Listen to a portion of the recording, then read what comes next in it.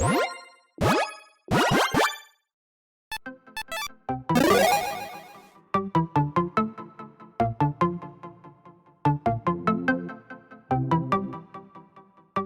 everyone, Mitch coming in for the Commander's Core Studio. Welcome to the show. So on today's episode, I've got a fun one for you. Budget commanders no one talks about that completely change up how you play. Let's jump into them. After I remind you that there's a card list link in the description below. Now, let's jump into them. Eruth Tormented Prophet will completely change how you view and play the game. A 2/4 Human Wizard for 3 mana, and is it? You draw a card, exile the top 2 cards of your library instead. You may play those cards this turn. Such a unique and special commander. One that basically says, hey, you know what? We're turning our regular draw into double impulse draw. Changing completely how you view card advantage into, again, utilizing those temporary cards that you are doubling up on. Absolutely an amazing commander, one that lets you utilize some really hyper risky and amazing cards. Are like, hey, you know what, instead of actually having a hand, because we don't need one of those, let's just like draw some extra cards at our upkeep essentially instead. And again, that turns into, again, temporary draw doubled, so you can go like, oh yeah, actually instead of just, you know, drawing my regular 1 card on my turn, I now am turning that into 4 cards per turn that I get access to, maybe even more. Also, of course, wheels. Just think about that. A wheel, something that brings you up to 7 cards in hand, brings you up to 14 instead. The potential of this commander is absurd. Check it out. Pick it up. Ghen Arcanum Weaver will completely change how you build, how you play, how you enjoy Commander. A 2/3 Human Wizard for 3 mana in Mardu. For 3 mana in Mardu, you tap, you sacrifice an enchantment, turn target enchantment card from your graveyard back to the battlefield. You can do so many cool and crazy things with this one, sacrificing enchantments and bringing them back. Being able to essentially go, hey, you know what? Let's reset those sagas. That's definitely a way you can utilize that. Or enchantments that have massive ETBs, or just swapping out tiny little enchantments, maybe ones that are even token enchantments, for essentially some massive, gigantic ones that you tutored up and put in your graveyard, and now you all of a sudden just get it out super early. Yeah, you can do some game-changing, game-ending plays with this one in absolutely no time. Enchantments out of the graveyard, such fun with this commander. Mavinda Student's Advocate is a fantastic budget-friendly commander that can really change how you build. Look at things completely different with this one. A 2/3 Bird Advisor with flying for 3 mana in white that is unlike any other white commander out there. By paying 0, you may cast target instant sorcery card from your graveyard this turn. That spell doesn't target a creature you control. It costs 8 more to cast this way. 8! If that spell would be put in your graveyard, exile instead. Activate only once each turn. So basically it's like, hey, you better be like flashing back cards essentially, but targeting your own creatures essentially, right? There are obviously going to be times where you can sure go, all right, you know what, I'm going to go heavy into ramp. I'm going to go heavy into getting a lot of mana and utilize those spells again in a big, you know, extra 8 mana way. Sure, but the focus of your deck really should be, hey, utilizing all of those spells that are now basically doubling up on themselves. This commander gives you a way to essentially retarget your creatures with special spells, essentially, at a free rate, again, for a flashback cost, again, on a mono white commander. That is unheard of. Again, flashback is like kind of something you more so see like, oh, a blue commander, like, yeah, out of the graveyard spells. And it's like, no. A restriction, yes, but one that you can actually get around for a massive amount of mana. It is such a fun commander. Pick it up, build around it. Killian Inc. Duelist is such a powerful and such a unique commander that goes about building and playing in a completely different way. Such a fun budget commander. A 2/2 Human Warlock with lifelink for 2 mana, and Zurzoth also has Menace. Spells you cast that target a single creature, I should say, cost 2 less to cast. Being able to go, oh, okay, yeah, just cast a spell, targets a creature. Awesome. Giant discount. Again, a 2 mana discount off of a 2 mana commander. You can get so much extra value from this. Even just going like, okay, let's say auras. Again, those do target creatures. Now, all of a sudden, again, a 3 mana aura costs a single mana. Think about that in playing again with like constellation type effects. Oh my goodness, the potential there. Or just, again, targeted effects on your opponent's creatures. A control strategy. You can go a lot of different directions with this one. A lot of exciting ways. And again, a lot of exciting budget value in a different way, a different approach to a deck. So much fun. Check it out. Pick it up. Minn, Wily, Illusionist, a 1/3 gnome wizard that says, hey, you know what? Let's go about things in a completely different way because I've got a rule. We'll get to that here in a second. For 3 mana in blue, and here's the rule. Whenever you draw your second card, each turn you make a 1/1 blue illusion creature token, but that's not all. When this creature is going to be in play, well, it gets +1/+0 for each other illusion you control, so they build upon each other. Oh, and by the way, hey, if those illusions die, yeah, your dreams, they go away kind of, thing. I guess is probably what this is probably trying to say. Kind of sad. Anyways, when those illusions die, you may put a permanent card with mana value less than or equal to that creature's power from your hand onto the battlefield. Yeah, just like cheat giant things into play. Yes, please. This is such a strange and amazing commander that is built in such a specific way again. Second card each turn, meaning that, okay, my opponent's turns, I can actually get benefits from those as well. Oh, my illusions grow based off of the more illusions in play. Cool. All of a sudden, if I'm getting more and more illusions in play, which of course I got plenty of ways to do that, all of a sudden, if they die, free sacrifice outlets, anyone? Yeah, there are some that you can utilize in mono blue still. All of a sudden, you go, okay, cheat out omnipotence and game over. Yeah, you can do some crazy, amazing plays with this, build in a completely unique way. Check it out, pick it up.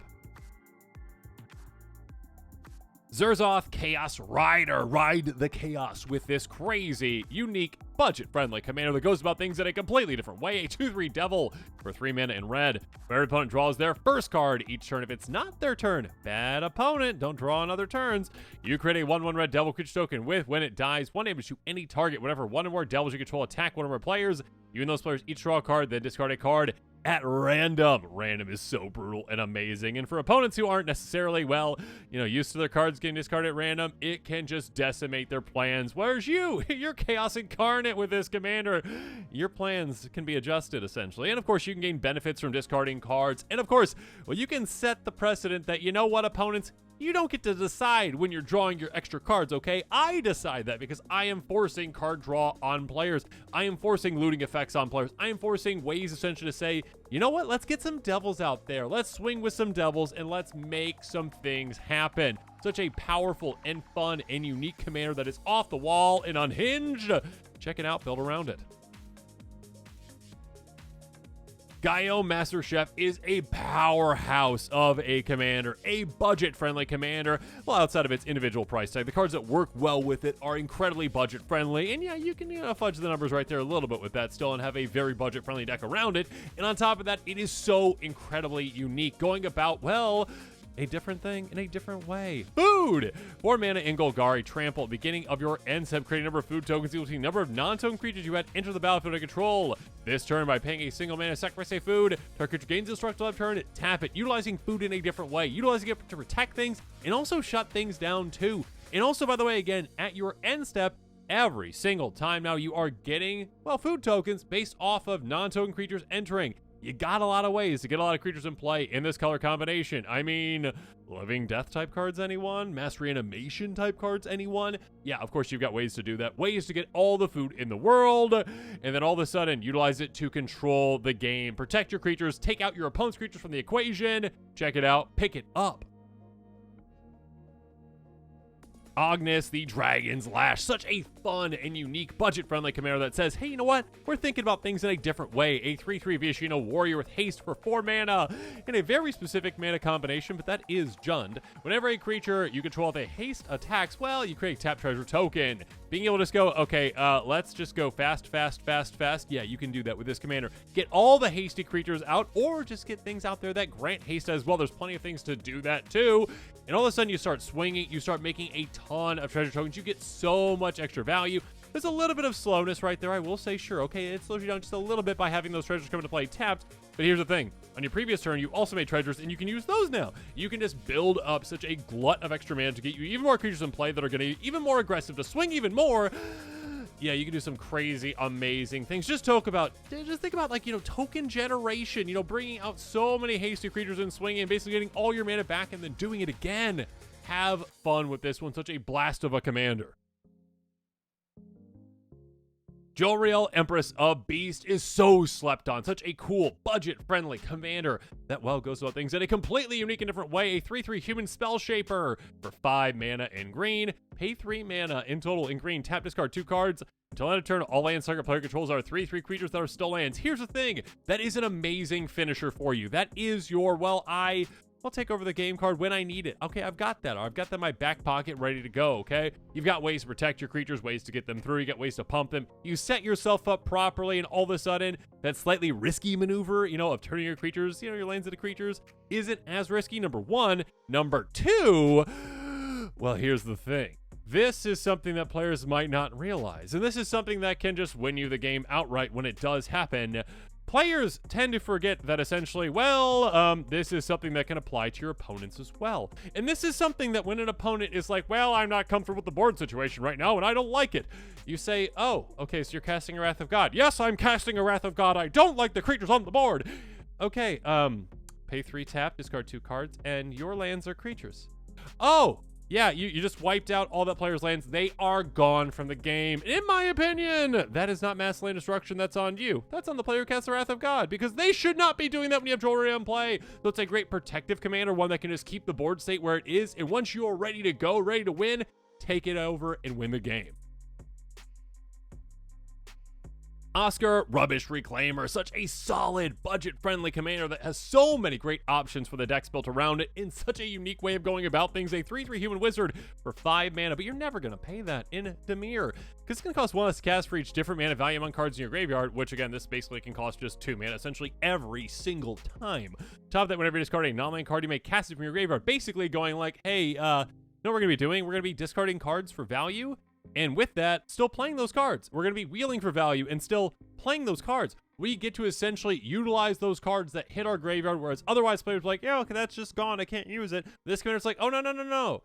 Trash is treasure, of course. I get to utilize those cards right away, and I will. I will get them, I will utilize them, and they will be mine. And I will keep coming into play for cheap. It's such a fun commander. Check it out, pick it up, build around it, and dominate with some trash. And with that, this episode is coming to a close. Comment below with your thoughts on it. And of course, as always, thanks again and have a good one.